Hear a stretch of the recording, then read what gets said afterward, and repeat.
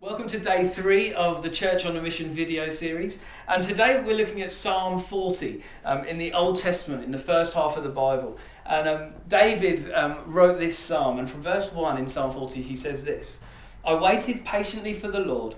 He turned to me and heard my cry. He lifted me out of the slimy pit, out of the mud and mire. He set my feet on a rock, and he gave me a firm place to stand. He put a new song in my mouth, a hymn of praise to our God.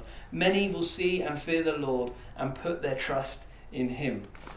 So Simon, you said you love this psalm. I do, yeah. Why is that? Well, when I became a Christian, I was a big fan of U2, I still am, but they'd just made the big time, which shows you how old I am. And they used to finish every concert that they did by singing this psalm. And I just, with that moment when I became a Christian and I realised like how all of this tied up, how my faith tied up with this, and just that sense of God. That's what God had done with me. He'd set my feet on a rock. I was in a good place now out of a place that had been quite a mess. Wow. And what impact does that have on your daily life? Knowing that this idea of lifting me out of the slimy pit. How does that impact every day for you? Well, I think you just see everybody in a different light. As you go through the world, because I wasn't, in a terrible place. I looked on the outside like I had everything sorted. I was getting a good education and had great friends and probably was going to go on and get a great job. It wasn't like my life was in complete crisis. Yeah. But I knew deep down on the inside there was something broken and there was something missing.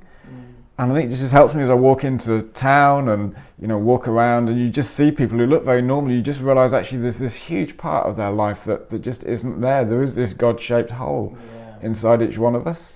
And when you think of the fruit of the Spirit, love, joy, peace, patience, kindness, all this stuff that God is filling me with, people just don't know what those things look like. They might have all the material stuff, but actually the stuff that really matters in life can be a huge struggle. So I think that just revelation of what God's done in my world, and I just want to see that happen in other people. Yeah, it's fascinating, isn't it? I think there is a natural thing that happens with us, but as we receive God's love, our natural inclination is to then give it out to others. And you hear that phrase, I want to see with God's eyes, kind of thing, see what God sees. And actually, I've had moments like that, similar, when you see somebody and you think, actually, they need God, and this is when they're cashier behind the till or whatever, somebody in a shop or whatever. You just, I felt that too, and it's fascinating how it's a natural inclination for us. What might be something we can do with that inclination, with that natural desire to show God's love?